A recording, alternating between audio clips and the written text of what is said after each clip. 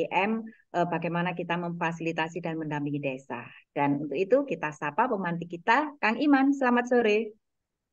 Selamat sore, Assalamualaikum warahmatullahi wabarakatuh. Salam bahagia, salam sejahtera untuk seluruh warga Sampel Desa. Terima kasih Mbak Tias, kita bisa bertemu kembali. Kita mari kita kuatkan desa, mari kuatkan kita sebagai TPP khususnya agar dalam pendampingan sesuai dengan tupoksi dan peran. Terima kasih Mbak Tias. Iya, Kang Iman, secara teori kita sudah mendapatkan pembelajaran baik melalui ruang cakap SDGs desa maupun dari pembelajaran-pembelajaran peningkatan kapasitas mandiri yang lain. Tapi secara teknis pelaksanaan teori di lapangan yang tahu adalah secara langsung adalah PD dan PLD. Jadi kami mohon nanti Kang Iman untuk menyampaikan keterkaitan dengan pengisian template khususnya untuk template musyawarah desa, identifikasi rumah tidak layak huni, dan identifikasi rumah yang belum teraliri listrik oleh PLN. Sudah siap, Kang, untuk topik sore hari ini? Nah, Iya, monggo, Kang. terima kasih. Assalamualaikum warahmatullahi wabarakatuh. Saya ucapkan terima kasih untuk Mbak Tias atas diberikannya ruang dan diberikannya waktu untuk di saya secara pribadi untuk saling share dan care hanya satu. Saya adalah orang yang suka belajar, tentunya adalah belajar dari siapa saja, karena atas semua ini adalah bagaimana kita mengedukasi diri sendiri agar bisa menjalankan tupoksi peran. Dan langsung saja saya pada apa materi yang tadi izin share ya Mbak Des ya. Ini adalah template musyawarah desa ya. Saya memulainya dengan template yang pertama kaitannya dengan tadi yang disampaikan Mbak Des yaitu untuk musyawarah desa. Apa sih yang menarik dari musyawarah desa? Setelah saya pelajari gitu ya, ternyata di sini itu kita punya ya, kita harus tahu musyawarah desa, musdes itu ya. Nah, desa atau musdes adalah proses musyawarah antara BPD, pemerintah desa dan unsur masyarakat yang diselenggarakan oleh BPD untuk menyepakati hal yang bersifat strategis. Nah, hal-hal semacam ini mulai kita dalam apa namanya mengedukasi desa gitu ya, khususnya pada BPD, kalau ada hal-hal yang strategis itu mesti harus dibawa. Nama strategis itu kalau saya menyimpulkan adalah akan berefek, berimplikasi terhadap hajat hidup orang banyak. Itulah ya strategis gitu ya. Bisa itu hajat hidup orang banyak dan kepentingan di internal nanti desa sendiri, nanti bisa berimplikasi kepada desa tetangga ataupun ke kesuburan desa. Ya. Selanjutnya jenis-jenis musyawarah di desa. Ini kita juga karena kita orang Kemendes ya kita pegangannya Permendes yaitu nomor 17 tahun 2019. Tak yakin kayak kemarin Mbak Tias pada saat itu pas sertifikasi, Insya Allah ini keluar gitu ya jenis-jenis Permendes ya Permendes musyawarah yang ada di desa didasarkan adalah Permendes nomor 17 tahun 2019. Ini kalau saya hitung ada sekitar ada 19 ya 19 musyawarah yang bersifat strategis yang menjadi hajatnya BPD ya karena musdes itu kan dipimpin oleh BPD jangan sampai musdes malah dipimpin kepala desa itu kan nah ini mulai ya kan oh ini gimana ya diedukasilah pelan-pelan Pak gitu dasarnya apa ya dasarnya adalah Permendes nomor 17 tahun 2019 tentang teknisnya alat kerjanya disesuaikan dengan konteks isi daripada musyawarah musyawarah ya yang paling sering kita jumpai itu ya yang reguler yaitu musyawarah apa aja gitu ya. Ini udah saya sebutin, ini ada pasal-pasalnya ada ya semoga ini bisa bermanfaat bagi kita semua dan juga bagi desa. Biar juga desa tahu, oh ternyata itu namanya jenis musyawarah desa. Ternyata sebetulnya kita udah ngelakuin ya, iya tapi kita kadang-kadang nggak tahu. Nah, dokumen penunjang gitu ya. Biasanya namanya dokumen mau mustis itu kan ada undangan, ada notulen gitu. Ini adalah contoh daftar hadir gitu ya. Nah, jabatan, jenis kelamin gitu, nama, alamat, tapi masih kurang ternyata kalau kita mengacu pada template IDM. Makanya karena oh iya nanti ke depan kalau mesti ditambah ya apa nomor HP aktif gitu. Oke, saya lanjutkan lagi. Nah, ini adalah contoh-contoh musdes yang biasa kita lakukan. Yaitu contoh perencanaan pembangunan. Itu ada RKPDes, ada RPJMDes, ada Musangdes, Musdes RKP, Musbangdes, bla bla bla gitu ya. Nah, yang kedua adalah ada contoh musdes pendapatan dan belanja desa. Ya, biasa gitu ya. Musdes dengan penetapan APBDes gitu ya. Terus yang paling kita miliki lagi adalah yang selama berapa 3 tahun ya, yaitu misalnya penetapan KPM BLT dana desa. Nah, nanti data-data yang seperti ini, data hadir gitu ya, notulen, itu nanti dituangkan. Nah, berarti alat kerjanya adalah data hadir dan notulen gitu, ditulis. Nah, contohnya seperti ini. Oh, ternyata di dalam template-nya Musdes itu diminta adalah apa namanya, nama lengkap peserta Musdes. Nah, saya contohin aja di Lisa sendiri lah, gampang itu kan. Nah, ini adalah contoh hasil daripada suatu kegiatan yang tadi yang dicontohkan. Makanya harus diperhatikan dari 19 jenis musdes apa sih yang ada sampai dengan titik bulan Juni gitu ya. Jadi dari 2022 gitu tahun belum gitu ya sampai bulan Juni itu apa saja gitu ya. Nah, nanti dituangkan. Oh, berarti banyak banget ya. Ya iyalah pesertanya. Nanti di tinggal itu kalau misalnya orang itu nggak punya gagasan, nggak punya usulan, ya nggak usah ditulis. Nah, karena apa? Setelah saya pelajari ruhnya template musdes ini itu adalah apa? Gagasan atau usulan dari peserta musdes kategori jenis kelamin perempuan. Nah, ini yang menarik di sini. Ternyata pemerintah ingin apa namanya ada capaian etis 5 itu kan desa tanggap apa, perempuan ya perempuan desa itu kan. Nah, nanti ingin membidik sebetulnya kalau di dalam musdes ada menurut Permendes tadi 17 ada 19 jenis musdes, kehadiran perempuannya itu ada di mana? Nah, terus kehadirannya di mana? Nah, gimana kan kalau misalnya itu ternyata contoh Ibu Muji juga dia apa namanya ikut juga di musdes perencanaan, juga ikut di pendapatan juga. Jadi tulis saja. Karena apa?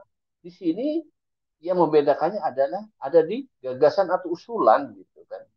Oh, berarti kalau gagasannya atau usulannya beda oleh Bu Muji, berarti dia mengikuti kegiatan di Musda. Nah, kalau saya sih pinginnya gitu ya, nanti di gagasan usulan ditambahin aja gitu ya. Misalnya peningkatan kapasitas kader perempuan. Ini adalah misal itu gagasan ini muncul di musdes apa gitu ya, dalam kurung lah ya, mungkin musdes pembangunan. Itu akan lebih bagus lagi gitu. Biar apa? Biar nanti data-data ini dicek kembali oleh BPD, oleh kepala desa, ini kok ada perempuan dua di kegiatan ini apa sih siapa terus dia ngusulin apa. Nah kalau memang itu menjadi sebuah strategis gitu ya, pasti akan dieksekusi. Selanjutnya template rumah tidak layak huni gitu ya, rumah tidak layak huni yang layak dibantu. Nah bahasanya beliau Gus Menteri itu kan di template itu kan rumah layak huni layak dibantu. Artinya layak huni bagi si penerima manfaat, layak dibantu berarti dari kacamatanya orang yang mau membantu, pemerintah desa yang membantu, pihak ketiga yang mau membantu. Nah, datanya dari mana? Ternyata mudah. Sekarang kan gampangannya gitu. Sebetulnya di template ini adalah penguatan sumber datanya mau dari mana. Nah, yang jelas kita punya data fotonya itu ada di SID. Di mana kita itu? Ingat, ternyata ada di capaian SDGs ke-11, yaitu kawasan pemukiman aman dan nyaman. Udah ya, udah mulai ini plong ya Mbak Tias ya. Berarti kita dapatin di situ. Kalau tidak benar nanti kita buka gitu ya di dashboardnya salah satu. Nah, itu letaknya adalah nanti di kode 11.11 rumah kumuh. Rumah kumuh di desa itu harus capaiannya 0%. Artinya tidak ada. Ada berapa sih di situ? Oh, ternyata misalnya ada 90. Maka nanti harus diklik oleh admin desa. Seperti tadi saya menjelaskan sedikit eh, apa namanya tentang sosialisasi data dan pemodelan data IDM dengan serta para sekdes. Ini yang bisa buka tentang data-data yang ada di SID sampai BNB adalah admin desa. Nah, silakan nanti kita bareng-bareng admin desanya dicek kalau memang belum artinya belum bisa masuk, maka bagaimana caranya itu dia harus bisa aktif. Itu apa? Dicek dulu gitu ya. Karena lama ini. Nah, hanya saya buka ini loh SID-nya Panjenengan desanya Pak Sekdes Menisani. Oh, ternyata ini update terakhir hari, tanggal, jam, tahun, bulan. Nah, ini bener nggak? Oh iya bener. Nah, ya udah itu aja yang penting. Nah, yang kedua nanti adalah pada saat klik admin akan muncul BNBA daftar rumah layak huni layak dibantu atau LTDA. Nah, nanti kita tuangkan. Nah, yang dituangkan itu adalah ini. Itu ada nomor handphone aktif. Ya, saya kan tinggal tanya kepada misalnya di sini adalah satunya Pak Darmanto, RT 003, RW 005, Jalan Mawar, Dusun 1, Desa Kutasari gitu. Ternyata dia nggak punya, yang punya siapa gitu. Anaknya nggak punya, ini nggak punya. Ya udahlah, kita atas nama mungkin kepala dusun, kadusnya atau ketua RT-nya. Biar apa? Kok nanti satu saat beliau itu ada sebuah ketersyaratan, ya, ketersyaratan untuk mendapatkan bantuan rumah tidak layak huni yang layak dibantu. Oh, ini udah ada nomor HP-nya lengkap, alamatnya lengkap, namanya lengkap. Oh ya Pak Darmanto, panjenengan terfilter, terverifikasi mendapat rumah huni. Syaratnya ini yang baru masuk ke database, baru nama, alamat lengkap, terus nomor HP. Nah, seperti itu. Selanjutnya adalah terhadap template rumah tangga belum air listrik dari PLN gitu ya. Nah, di sini kita bisa ngambil adalah di capaian SDGs ke-7, yaitu desa berenergi bersih dan terbarukan. Di mana itu di kode 7.1.1. Mohon nanti ada yang salah, bisa langsung rekan-rekan warga Sambel desa itu sambil membuka apa namanya dashboardnya SID dia. SID kemendesa.go.id. Jadi nanti harus jelas kok misalnya desa itu punya data lain, ya tinggal dikonsolidasikan saja. Datanya itu ternyata ini selain yang ada di SID ternyata masih masih ada yang belum apa namanya terdata siapa namanya. Ya udah tinggal dipenuhi saja karena kita apa semakin banyak data maka akan semakin valid, semakin filter setnya semakin bersih gitu ya. Nah, di situ adalah pilih kode 7.11 keluarga pengguna listrik mencapai 100%. Berarti ini ada sebuah upaya kehadiran daripada pemerintah desa menjamin bahwa warganya itu menggunakan listrik mencapai 100%. Itu kita buka klik di capaian SDGs ke-7. Jadi ini akan sangat memudahkan bagi kita sebagai tenaga pendamping untuk mengedukasi. Ya, jangan sampai itu kan bisa petugasnya itu bisa pendamping, bisa perangkat desa. Nah, kalau saya bertanya, panjenengan sudah berapa tahun mendampingi desa? Kenapa sih desa tugas kita kan ada empat. Nah, panjenengan sebagai pendamping, masa jadi pelaksana data? Masa nginput data itu aja IDM harus pendamping desa? Sesuai dengan ketentuan adalah kita PLD adalah mendamping. Kita PD di kecamatan juga mendampingi di verifikator di tingkat kecamatan. Kita mulai, kita yakin desa itu bisa. Nah, setelah seperti itu nanti akan muncul diklaim ada di desa siapa yang apa namanya harus dibantu, misalnya ada cuma 110, ya udah tinggal dimasukkan. Oke ya. Nah, terus berikutnya adalah tadi kan ada template, satu template berisi ada dua ya, yang air bersih sama listrik yang belum tadi PLN. Nah, ternyata yang air layak bersih dan apa namanya kebutuhan belum rumah tangga belum air, itu kita ngambil datanya di Capaian SDGs ke-6, yaitu Desa Layak Air Bersih dan Sanitasi pada kode 6.1.1 presentase keluarga dengan akses terhadap air minum layak mencapai 100%. Nah, nanti misalnya di sini 50 gitu ya. Nah, udah klik aja oleh admin desa, nanti akan muncul BNBA data rumah tangga belum uh, apa namanya kebutuhan air. Nah, itu saja Mbak Tias yang bisa saya sampaikan. Apabila nanti saya juga akan apa namanya membuka SID-nya karena ini memang barang-barang coba ya nanti di SID saya mohon izin dulu ya Mbak Tias ya. Iya.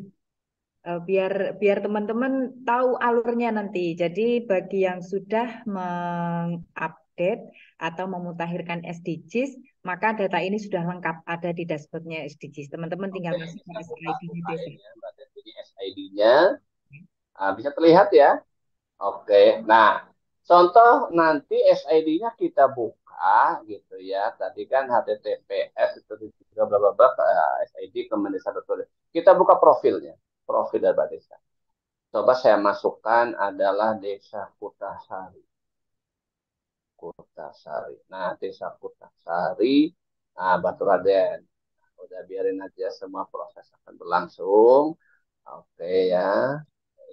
Ini adalah desa tempatnya beliau Pak Muhda Lukman Hakim yang kemarin ngisi di ruang sakap SDGs desa. Ini desanya kayak gini nih, Mbak Tias. Kita tadi untuk penyelesaian yang di uh, nah ini RTLH ya. Nah ini ya, nah ketahuan kan. Nah ternyata rumah kumuh mencapai 0% di sini.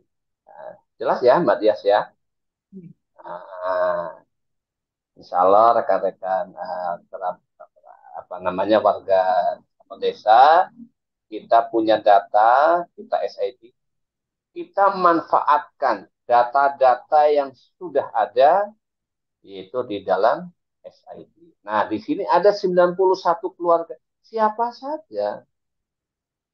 Nah, nanti itu dimasukkan tadi yang di formnya gitu kan. Tadi aku klik kayak gini kan. Nah, di sini ya maaf aja ya saya nggak bisa masuk karena saya bukan admin desa gitu ya, kecuali saya super super admin seperti beliau apa namanya Pak Kaban langsung bisa masuk gitu. Nah seperti ini, begitu juga nanti untuk yang apa namanya yang lainnya gitu ya, nanti diperlakukan hal hal yang sama gitu ya. Oke ya, saya kembali lagi, ini adalah profil untuk desa Kutasari, kembali lagi Kutasari. Oke, nah kita ingin menyelesaikan apa yang tadi di paparan saya terhadap apa namanya tadi energi baru terbarukan tuh ya, kebutuhan listrik. Oke, siapa sih warga? Nah di sini, nah oke ya, berarti di sini ada 1749 yang harus kita. Nah caranya kalau kita mau mengeksekusi dalam nanti perencanaan pembangunan tinggal milih apakah bantuan pengadaan listrik pada masyarakat miskin Nah, tinggal nanti dilihat 1749 ini cuma ada kategorinya uh, miskin enggak gitu. Kalau ada miskin ya boleh bisa seperti ini. Oh ternyata itu hanya bersifat pembangunan atau rehab peningkatan jaringan listrik desa atau listrik mandiri gitu. Nanti kan sekarang kan sering ada pendataan kan, pendataan rumah-rumah yang belum apa namanya kalau gampangnya orang desa itu punya gas tang sendiri gitu, apa namanya meteran tersendiri gitu kan ada program seperti itu. Nah nanti pemerintah desa hadir dengan di sini. Oh ini kita ngambil kode rekeningnya ini. Oh ternyata di desanya itu cukup sumber sumber untuk pembangkit listrik tenaga air. Ya udah kita bangun. Nah, seperti itu. Selanjutnya adalah untuk yang air bersih. Nah, air bersih ini konsentrasinya ada di 6,11 persentase keluarga dengan akses. Berarti ini adalah basisnya keluarga, yaitu rumah. Kan tadi kan terlihat apa yang tadi saya sampaikan itu bahwa untuk air air itu adalah basisnya nanti di rumah. Nanti saya bukakan apa namanya yang Excel-nya gitu ya. Oke, eh, itu dulu Mbak Tias, nanti sambil saya bukakan yang Excel-nya. Oke, ini udah Excel-nya. Ya, sudah Bentar. Bang, ya kan? Ya, Ya. oke. Ini adalah Excel-nya. Nah, Belum kan? nah, Belum muncul? ini adalah Excel-nya. Ini yang sudah masuk ya. Ya, sudah. Oke. Nah, ini ternyata kalau diisi seperti ini kita kan udah ngisi. Nah, di sini udah nama-namanya. Terus nanti kita lihat di pertanyaan kuesioner nomor berapa sih? Oh, 365. Ternyata ini loh. Jumlah gagasan peserta perempuan musda. Jadi yang terekam memang peserta perempuan ya, Kang? Perempuan. Loh, nanti jangan-jangan, oh kalau gitu nanti aku isi aja perempuan semua. Ya nggak mungkin lah. Namanya musdes ya, pasti ada perempuan, ada laki-laki gitu. Tinggal kehadirannya beliau yang perempuan itu punya gagasan enggak? Gagasannya apa? Dan nanti pada saat uh, apa namanya penyusunan perencanaan pembangunan itu sangat sangat bermanfaat, oke ya. Terus lanjutkan lagi adalah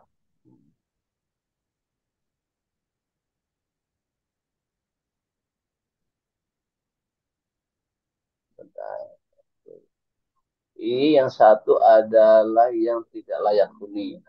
Ini basis satuannya adalah rumah, nanti ke rumah jumlah rumah. Nah ini gini, nanti dilihat, oh ternyata basis satuannya itu rumah rumah tangga. Nah ini sisa jumlah rumah layak 2023. Nah ini jawab nomor 384. Oke, terus saya lanjutkan lagi. Yang untuk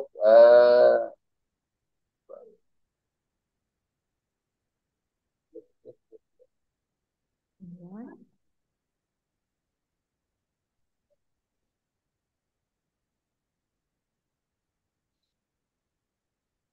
yang satu ada tidak layak huni, terus listrik benda.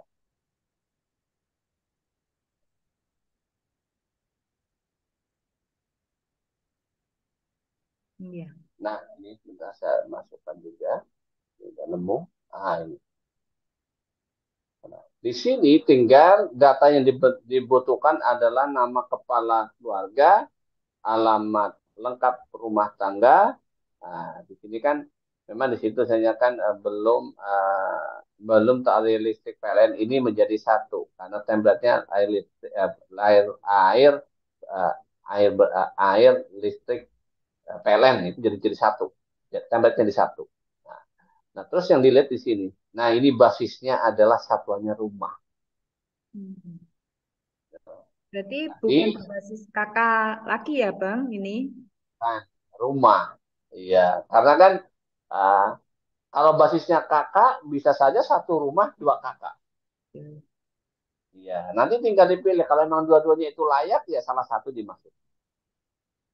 Begitu Mbak Tias yang bisa saya sampaikan. Moga-moga kita saling sharing apa namanya, terhadap tiga template ini. Yang satu adalah satuannya rumah, yang satu adalah satunya rumah tangga, yang satu adalah tadi apa namanya musyawarah desa. Itu konsentrasinya pada peserta musyawarah, yaitu perempuan dan gagasan. Terima kasih Mbak Tias, saya kembalikan. Iya, luar biasa apa yang sudah disampaikan oleh Kang Iman, teman-teman. Jadi bagi teman-teman yang apa istilahnya dashboard SDGs-nya itu terupdate dengan baik, ketika kemarin pendataan SDGs itu terisi dengan baik sesuai dengan kuesioner yang ada di musyawarah desa. Iya ya, Kang Iman, sama SDGs ke-7 ya tadi untuk rumah tidak layak huni. Jadi semua sebenarnya data desa itu lengkap ada di SID desa. Jadi cuma itu terupdate atau tidak, ataukah pada waktu pendataan itu sesuai atau tidak. Jadi bagi teman-teman yang proses memfasilitasi dan mendampingi desa, khususnya untuk template ini, templatenya musyawarah desa, identifikasi rumah tidak layak huni, kemudian identifikasi rumah yang belum teraliri listrik, sebenarnya sudah ada jawabannya di SID.